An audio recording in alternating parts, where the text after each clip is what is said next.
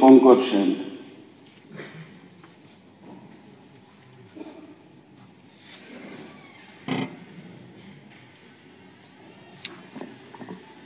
মাননীয় speaker sir, রাজ্যপাল মহোদয় তার লিখিত ভাষণ এবং মৌখিকভাবেও তিনি পেশ করেছেন। তারপরে আমাদের পরিষদীয় মন্ত্রী রতনবাবু 1 ঘন্টা 2 মিনিট বক্তব্য রেখে তাকে স্বয়ংসম্পন্ন করার চেষ্টা করেছিলেন। যদিও তার বক্তব্যের বিষয় ছিল বিরোধীদের কটাক্ষ করা, যদিও তার বক্তব্যের বিষয় ছিল কমিউনিস্টদের গালাগাল করা, এবং শুধু তাই না, 75 বছর 76 বছর বয়সে একটি গানের লাইনকে 3 থেকে 4 বার উদ্ধৃত করে অনেকটা ধমক দেওয়া মনে হয়েছে বিরোধীদের। এই ধরনের স্টাইলে তিনি অবতীর্ণ হয়েছিলেন, যাতে এই রিপোর্টটাকে জোর করে বিরোধীদের পক্ষ থেকে তার সমর্থন আদায় করা যায়। কিন্তু আমি এটা মনে করি তিনি মতাদর্শের পাঠ দিচ্ছিলেন। আজকে এই পাঠ যদি কিশোর বর্মন বাবু বলতেন, টিঙ্কু রায় মহোদয় বলতেন, যারা অরিজিনাল বিজেপি থেকে এসছেন, অরিজিনাল বিজেপি করেন, তারা যদি বলতেন মেনে নিতে পারতাম। এই পাঠ রতনবাবুর কাছ থেকে আমাদের শুনতে হয়েছে, যিনি সব রাজনৈতিক দলের অভিজ্ঞতা যার রয়েছে, তো দেখেছেন দীর্ঘ 50 বছর তখন নরেন্দ্র মোদীকে পাইনি। 50 বছর বয়সে যদি নরেন্দ্র মোদীকে পেতাম তখন সবাই চলে আসতাম। 50 বছরের মধ্যে নরেন্দ্র মোদীর উদ্ভব হয়নি। 42 বছর বয়স তিনি রাজনীতির সঙ্গে যুক্ত, তিনি বলার চেষ্টা সেখানে করেছিলেন।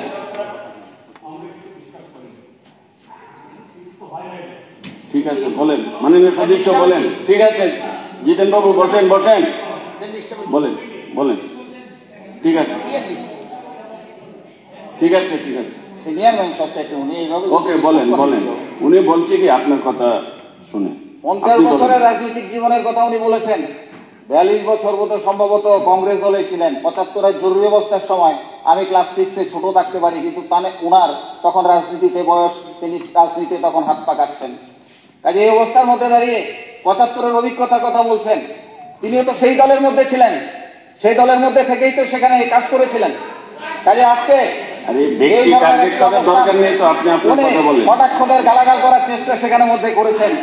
ঠিক আছে, উনি ক্ষিপ্ত হয়ে যাচ্ছেন, আমি বেশি কথা বলবো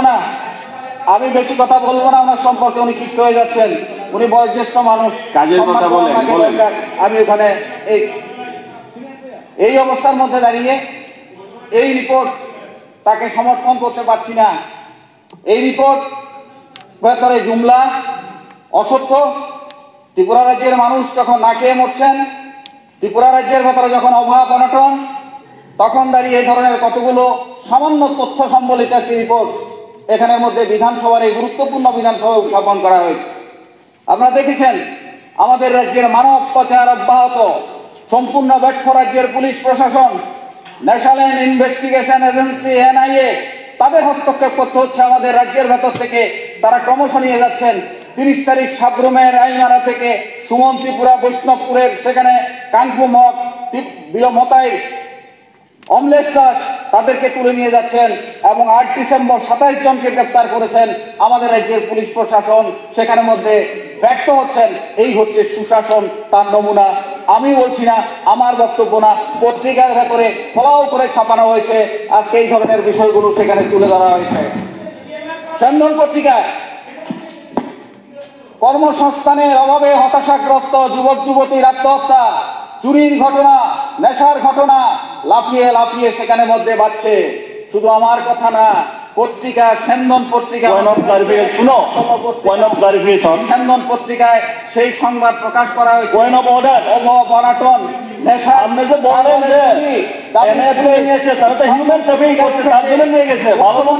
সামনে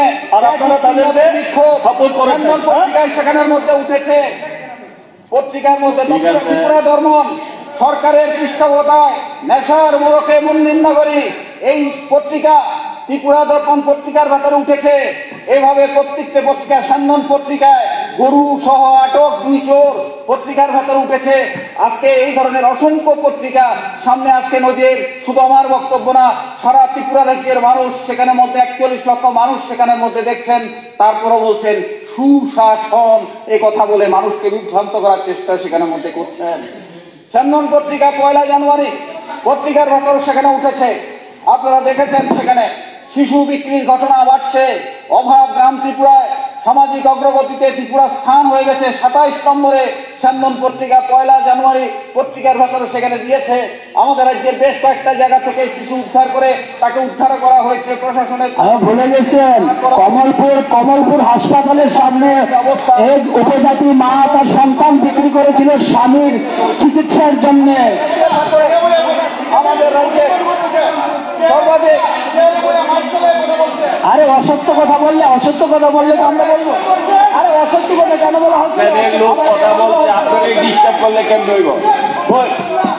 এই যে মাননীয় উপাধ্যক্ষ মহোদয়, কি অবস্থা, মাননীয় উপাধ্যক্ষ মহোদয়, ওনারা যখন কথা বলেছেন, প্লিজ গিভ অপরচুনিটি, প্লিজ মাননীয় প্লিজ সদস্য, গিভ অপরচুনিটি টু টক। এইভাবে না স্যার প্লিজ না স্যার, এটা তো চেয়ারের অসম্মান চাপ। বসে কথা বলে, বসে কিভাবে মারবে? বসার ঠিক আছে, বসে গেছে, এখন আপনারা বসেন প্লিজ। পুরা অসত্য বললে শুনুন লাফালাফি কম করেন, লাফালাফি কম করেন। বলেছেন তখন লাফালাফি একদম কম। আপনি বলেন একদম কম। আমরা বলতে দেবো না তাহলে, প্রতিবাদ করবে না, আমরা মুখ্যমন্ত্রীকে বলতে যাবো না তাহলে। যদি অসত্য বলে প্রতিবাদ করবে উত্তর দিন। জবাব নেই ভাই, আঙ্গুল নামান মিথ্যা কথা বলছে, আমরা আবার আপনারা বলেছিলেন সেখানে। আরে আমরা দিয়ে উত্তেজিত হওয়ার কোনো কারণ নেই।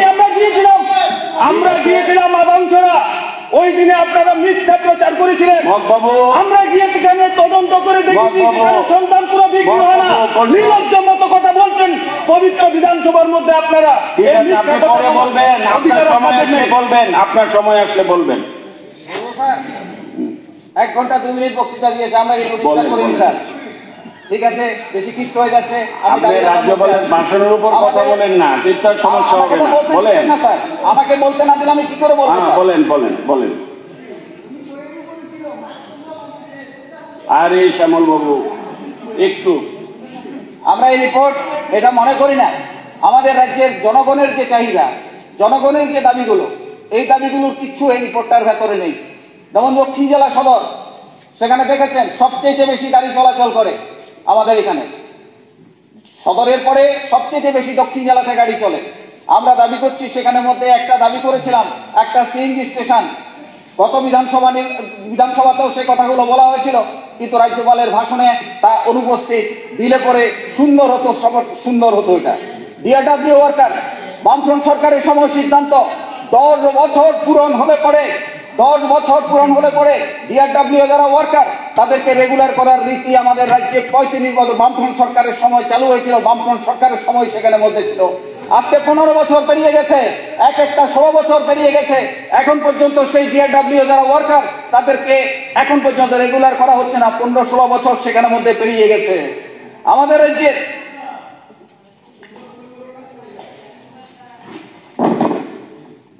বিদ্যুৎ আপনারা দেখেছেন বেসরকারীকরণ করা হয়েছে বেশ কিছু জায়গায়, সেখানে মধ্যে সাব ডিভিশন। আজকে তার জন্য দুর্দশা তৈরি হয়েছে, স্টাফ নেই সেখানে। 10 দিনে কল করলেও সেখানের মধ্যে যায় না, এই ধরনের দুর্দশা ট্রাইবেল এলাকার ভেতরে এখানে আছেন, ওনারা সবচেয়ে বেশি ভুক্তভোগী। কাজে এই ধরনের একটি অবস্থার ভেতরে আছে। যারা সেখানের মধ্যে কন্ট্রাকচুয়াল এআরকে কোম্পানির 196 জন স্টাফ সেখানে আছে, 12,700 টাকা তাদের বেতন দেওয়ার কথা, 6,980 টাকা মাত্র বেতন পাচ্ছেন। গত 4 মাস তারা বেতন পাচ্ছেন না। কি করে তারা কাজ করবেন? আজকে কাজ করতে পাচ্ছেন না, সেখানে এক অব্যবস্থা সেখানে মধ্যে তৈরি হয়েছে। এটাই হচ্ছে সুশাসন আমাদের রাজ্যের ভেতরে চলছে। 40,000 সামাজিক ভাতা আপনারা বলছেন সেখানে মধ্যে তারা নিরপেক্ষ দৃষ্টিভঙ্গিতে সেখানে মধ্যে দেখছেন। রাজনৈতিক দৃষ্টিভঙ্গিতে 40,000-এর উপরে ভাতা প্রাপক তাদেরকে বাদ দিয়ে দেওয়া হয়েছে। বৃদ্ধ থেকে 80 বছরের বৃদ্ধ থেকে শুরু করে আছে। আমার কথা যদি মিথ্যা হয় সার্ভে করুন, আমি ফিরিয়ে দেওয়া রাজ্যপাল মহোদয় 40,000 ভাতা, 40,000 ভাতা, ফিরিয়ে দেওয়ার জন্য এই 40,000 ভাতা বাদ দিয়ে দেওয়া হয়েছে, ওই লিস্টটা একটু যদি এখানে আপনারা পেশ করেন, আর না হয়তো এটা উদ্যোগ করুন, না হয়তো লিস্টটা বলবেন মন্ত্রীরা, আমি শুনবো। কেন ডিস্টার্ব করবে? আমাদের 40,000 না না, আপনার কথা থাকে, আপনি উত্তর দিন। রিপোর্টটা একটু আপনারা এখানে সাবমিট ঠিক আছে মন্ত্রী সাহেব, ঠিক আছে বলবো স্যার। আমাকে স্যার এইভাবে বললে আমি তো স্যার ভাষাগুলো ভুলে যাচ্ছি। এইভাবে যদি ডিস্টার্ব করে, কাউকে তো এরকম ডিস্টার্ব হয়নি স্যার, আমরা তো এরকম ভাবে ডিস্টার্ব করিনি স্যার। বলেন বলেন, সময় যেতেছে, তাড়াতাড়ি বলেন। না, আমার সময় তো ওরা নষ্ট করছে স্যার। আমাদের রাজ্যের ওবিসি ভুক্ত মানুষ জনসংখ্যার তথ্য হিসাবে 9,04,120 জন ওবিসি ভুক্ত মানুষ আমাদের এখানে আছে, আমাদের রাজ্যে আছে। প্রায় 4 ভাগের 1 ভাগ জনসংখ্যার মানুষ সেখানে আছে। রতনবাবু উঠে গেছেন, যখন উনি সেখানে মধ্যে বিরোধী পক্ষে ছিলেন, এমন কোন বিধানসভা বাদ যেত না যেদিন ওবিসিদের জন্য কান্না করতেন না। তাদের সংরক্ষণ এখন কোথায়? একটা শব্দ কেন উচ্চারণ হয় না? এত বড় রাজ্যপাল, মহামান্য রাজ্যপাল রিপোর্ট পেশ করলেন, 4 ভাগের 1 ভাগ জনজাতি, জনঅংশের মানুষ, তাদের সাথে একটা কথা সেই রিপোর্টের মধ্যে বললেন না। তারপরে বলছেন এই রিপোর্ট সেখানে মধ্যে জুমলা না। আমরা বলছি তাদের স্বার্থের কথাটা রতনবাবুকে আবার বলা উচিত, কারণ তিনি দীর্ঘদিন বিধানসভায় দাঁড়িয়ে এই কথাগুলো সেখানে মধ্যে বলেছিলেন। আমাদের নগর উন্নয়ন মাননীয় মুখ্যমন্ত্রী এই দপ্তরটা সেখানে দেখেন, আমি আর নজর দেওয়ার কথা সেখানে মধ্যে বলবো। অনেকটা অভিভাবকহীন অবস্থার মধ্যে আছে, মন্ত্রী আছেন কিন্তু উনি হয়তো সময় দিতে পারছেন না। দেখা দরকার নগর উন্নয়নের হচ্ছে মূল, আমাদের রাজ্যের নগর পরিকাঠামো গড়ে তোলা, এডিসিতে নগর গঠন করা, এই কথাগুলো অনেকবার আলোচিত হয়েছিল। এবং সেখানে টুডা বলে একটা প্রকল্প আছে, যেই প্রকল্পে টাকা আসে কিন্তু সেই টাকার কোনো উন্নয়নগুলো হচ্ছে না, স্তব্ধ হয়ে আছে। এই ক্ষেত্রে নজর দেওয়া সেখানে মধ্যে দরকার, আমাদের রিপোর্টের মধ্যে নেই। এশিয়ান ডেভেলপমেন্ট ব্যাংকের থেকে অর্থ নিয়ে আমাদের নগর উন্নয়নের কর্মসূচিগুলো বাস্তবায়ন করার কথা ছিল, কিন্তু গতবারও সেই রিপোর্টের মধ্যে এসেছিল, তার কাজ চলছে। এখনো সেই রিপোর্টের ভেতরে, রাজ্যপালের রিপোর্টের ভেতরে এই আলোচনা হচ্ছে যে তার ভিত্তিতে কাজ চলছে, কিন্তু কাজের অগ্রগতি কি তা কিন্তু সেখানে মধ্যে এর মধ্যে বলতে পারলেন না। এই জিনিসগুলোতে দেওয়া দরকার।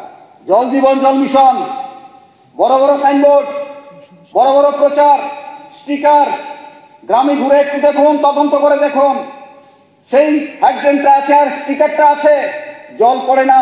কোথাও পাইপলাইন হয়নি, কোথাও সেখানে মধ্যে জল ছিল, বন্ধ হয়ে গেছে, এখন আর মানুষ সেখানে মধ্যে জল পাচ্ছেন না। কিন্তু জল জীবন জল মিশন নিয়ে ব্যাপক প্রচার সেখানে মধ্যে করা হয়েছে, কিন্তু এর মধ্য দিয়ে যে মানুষের যে সমস্যার সমাধান সেখানে মধ্যে হচ্ছে না। বিশেষ করে দূর দূরান্ত ট্রাইবেল এলাকা, সেখানে তো মানুষ জল সেখানে মধ্যে পাচ্ছে না। আজকে কিন্তু সেই বিষয়গুলো এই রিপোর্টের ভেতরে সেখানে তুলে ধরতে পারেনি। তথ্য এটা বলছে 5.5 লক্ষ বাড়িতে জলের সংযোগ নাকি দেওয়া হয়েছে। আমি জানি না 73.74% বাড়িতে নাকি জল পৌঁছে গেছে। তো এই যদি অবস্থা হয়, মানুষ কলস নিয়ে কেন রাস্তার মধ্যে বসতে হয় 2-3 দিন পর? এই ধরনের জলের সংকট কেন আমাদের রাজ্যের ভেতর রয়েছে? কাজে এই রিপোর্ট কি করে সেখানে মানবো? একটা রিপোর্ট দিলেই তা সেখানে মধ্যে মানা যায় না। আমাদের রাজ্যের ক্যান্সার পেশেন্ট, আমি নিজেও একজন ক্যান্সার রোগী, আমি তার ব্যথা সবচেয়ে বেশি পরিমাণে বুঝি। উনি ডাক্তার, মুখ্যমন্ত্রী, কাজে উনিও বুঝবেন। 2011 সালে আমাদের তৎকালীন বামফ্রন্ট সরকার থাকাকালীন সময়ে পলিয়েটিভ কেয়ার সেন্টার সেখানে মধ্যে চালু হয়েছিল আমাদের রাজ্যের ভেতরে। এগুলোর মধ্য দিয়ে যে সমস্ত ক্যান্সার রোগীরা বিছনা থেকে উঠতে পারে না, তাদের বাড়িতে গিয়ে তাদের পরিষেবা দেওয়ার কথা, বন্ধ হয়ে আছে। এই পরিষেবাটা প্রায় বন্ধ। খোঁজ নেওয়ার জন্য আমি বলবো একটা মানবিক বিষয়। আরেকটি বিষয়, ক্যান্সার ডিটেকশন সেন্টার, 40টা ডিটেকশন সেন্টার 2016 সালে চালু করা হয়েছিল বামফ্রন্ট সরকারের সময়। একটা ডিটেকশন সেন্টার সেখানে কাজ করছে না ঠিকভাবে। ডাক্তার যাওয়ার কথা, সপ্তাহে একবার সেখানে চেক আপ করার কথা, মানুষ সেখানে আসবেন সংবেদনশীল এই ক্যান্সার রোগীরা, তাদের স্বার্থে এই জিনিসগুলো নেই সেখানে মধ্যে। আমাদের রিপোর্টে কিন্তু স্বাস্থ্য পরিষেবার কয়েকটি তথ্য দেওয়া হচ্ছে, কিন্তু এই যে খুঁটিনাটি জিনিসগুলো যেগুলোর মধ্য দিয়ে সামান্যভাবে পিছিয়ে পড়া এবং দুর্বল, অর্থনৈতিক থেকে দুর্বল, তাদের চিকিৎসার যে বিষয়গুলো, এই বিষয়গুলো কিন্তু এই রিপোর্টের ভেতরে সেখানে মধ্যে নেই। কিন্তু আমাদেরকে বলে যেতে হবে সুশাসন সেখানে মধ্যে চলছে। কাঞ্চনজঙ্ঘা এক্সপ্রেস আপনারা সবাই জানেন, আমি চিঠি দিয়েছিলাম 2-3 বার। হ্যাঁ, সুশান্ত বাবুর উত্তরটা আমি পাই, উনি সেই ভদ্রতাটা দেখান, অন্য কাউকে চিঠি দিলে সেটা আমি পাই না, কিন্তু উনি অন্তত চিঠিটার রিসিভ করেছেন, অন্তত তার চিঠিটা সেখানে দিয়ে বলেন আমি বিষয়টা সেখানের মধ্যে দেখছি। কতদিন হয়েছে ঘোষণা? দুর্গাপূজার আগে সেখানে দেওয়ার কথা, আজ পর্যন্ত সেখানে হচ্ছে না। কি রাজ্য সরকার কি উদ্যোগের অভাব, নাকি এটা দিয়ে আমাদের উত্তর পূর্বাঞ্চল দিয়ে যাওয়ার ব্যবস্থা? প্লেনে প্রচুর টাকা সেখানে পড়ে, কাজে কলকাতার সঙ্গে যোগাযোগের একটা বিরাট মাধ্যম, কিন্তু রাজ্য সরকারের কোনো ভূমিকা নেই। রাজ্যপালের ভাষণে তার বিন্দুমাত্র সেখানের মধ্যে উল্লেখ সেখানের মধ্যে আমরা দেখিনি। তারপরে বলতে হবে সুশাসন আমাদের রাজ্যের ভেতর সেখানের মধ্যে চলছে। এসটি সাপ্ল্যান্ড আপনারা জানেন, যার মধ্য দিয়ে দুর্বল অংশের মানুষ তাদের সেবা করার জন্য অন্তত এই দুটি সাপ্ল্যান্ড সেখানের মধ্যে কাজ করে। আমাদের রাজ্যের ভেতরে এই এসটি সাপ্ল্যান্ড সংবেদনশীল এই বিষয় আলোচনা নেই। তথ্য দিয়ে কি হবে? উপজাতি অংশের মানুষ, তফসিলভুক্ত পিছিয়ে পড়া এই অংশের মানুষ, তাদের সাথে কতটুকু কাজ হচ্ছে? এসটি সাপ্ল্যান্ডে কি কাজ হচ্ছে? ওই রাজ্যপালের ভাষণের ভেতরে একটি রিপোর্ট সেখানে মধ্যে উত্থাপন করা হয়নি। এই বিষয়গুলো সেখানের মধ্যে দেখা দরকার। স্কিল ডেভেলপমেন্ট অত্যধিক গুরুত্বপূর্ণ। অর্ধশিক্ষিত যারা, বলছি স্যার, অর্ধশিক্ষিত যারা, তাদের জন্য স্বনির্ভরের গত 1 বছরে স্কিমে কোনো টাকা পয়সা সেখানে মধ্যে আসছে না, প্রশিক্ষণটা সেখানে মধ্যে ঝুলে আছে। রাজ্যপাল মহোদয় কিন্তু বলেননি, কিন্তু সুশাসনের কথা তিনি সেখানে মধ্যে বলে গেছেন। রাজ্য সরকারের গৃহীত ঋণের বোঝা 23,000 কোটি টাকা, এই জনগণের ঘাড়ে এই ঋণ সেখানে চেপে আছে। এই ঋণ কিভাবে পরিশোধ হচ্ছে, এটার জন্য কি ব্যবস্থা রাজ্য সরকার সেখানে মধ্যে নিচ্ছেন? সবচেয়ে গুরুত্বপূর্ণ বিষয়, এই 23,000 কোটির ঋণ আমাদের মাথার উপর সেখানে রয়েছে।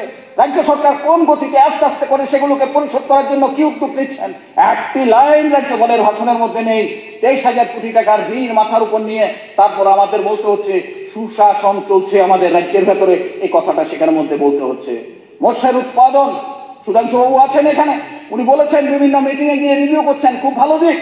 কিন্তু এতই যদি মাছের উৎপাদন আমাদের রাজ্যের ভেতরে সেখানে বেড়ে থাকে, কলকাতা থেকে মাছ আনতে হচ্ছে কেন? বাংলাদেশ থেকে মাছ আনতে হচ্ছে কেন? সেখান থেকে মাছ না এলে আমাদের অনুষ্ঠানগুলো সেখানে ঠিকভাবে আমরা কেন করতে পারছি না? আরেকটা তথ্য যেখানে মধ্যে দেওয়া উচিত ছিল, আমাদের সরকারি উদ্যোগ আমাদের জলাশয়গুলো থেকে উৎপাদন কি করে বাড়ছে, আমাদের সেই উৎপাদন বৃদ্ধির জন্য আমরা কি উদ্যোগ সেখানে মধ্যে গ্রহণ করছি। রিপোর্টটার মধ্যে কিচ্ছু সেখানে মধ্যে নেই। কতগুলো বেনিফিশিয়ারিকে কত টাকা দিয়েছি শুধু তার রিপোর্ট সেখানে মধ্যে দেওয়া হয়েছে। এই জন্যই বলছি, এই দিয়ে সুশাসনের গল্প করার সেখানে মধ্যে যায় না।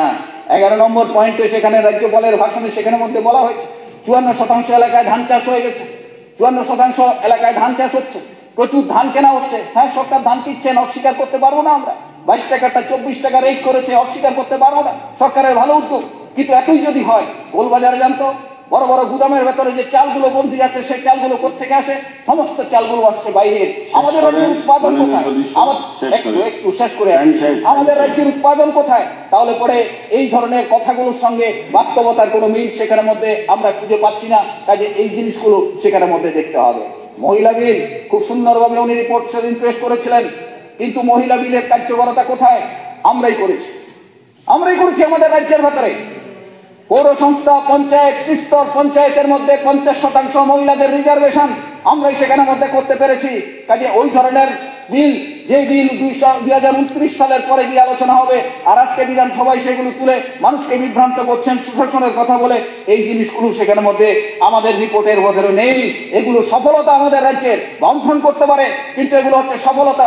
এই জিনিসগুলোর ভিত্তিতে আমাদের এখানে মধ্যে কথা বলা উচিত ছিল, কিন্তু এগুলো সেখানে মধ্যে আসেনি। এই জিনিসগুলো আমাদের রয়ে গেছে। আমি এই কথা বলতে চাই, সুশাসন যদি হয়ে থাকে, সুশাসন বলতে অসুবিধা কি? আমরা বিরোধী বলে কি শুধু বিরোধিতা করবো না? কিন্তু আমাদের রাজ্যের মানুষ না খেয়ে আছে, আমাদের জনজাতি অংশের মানুষ তারা না খেয়ে আছে। আমাদের রাজ্যের ভেতর জুমলা বৃদ্ধি চলছে, আমাদের রাজ্যের ভেতরে সেখানে মধ্যে তোলাবাজি চলছে। বিভিন্ন সময় সেখানে মধ্যে দেখেছেন মন্ত্রী গিয়ে সেখানে মধ্যে ওই তালা দিতে হচ্ছে, ওই বিধায়ক গিয়ে রাস্তা পাহারা দিতে হচ্ছে। তারপর আমাদের বলতে হবে আমাদের রাজ্যের ভেতরে সুশাসন সেখানে মধ্যে চলছে। আমাদের রাজ্যের প্রতিদিন পত্রিকা খুললে একটার পর একটা অনিয়মের ছাপ সেখানে মধ্যে প্রকাশিত হচ্ছে প্রতিদিনের পত্রিকার ভেতর দাঁড়িয়ে। তারপর আমাদের বলতে হবে সুশাসন চলছে না, আমরা বলবো না। সেই জন্যই আমরা বলছি যে রিপোর্ট সেখানে মধ্যে উত্থাপন করা হচ্ছে, মনের দিক থেকে আমি শুধু না, ত্রিপুরা রাজ্যের কোনো মানুষ অন্তত রাজ্যপালের এই ভাষণ সেখানে মধ্যে মেনে নিতে পারে না। এটাকে সংশোধন করে বিধানসভাতে আবার পেশ করা হোক, এই দাবি সেখানে মধ্যে আমি রাখছি।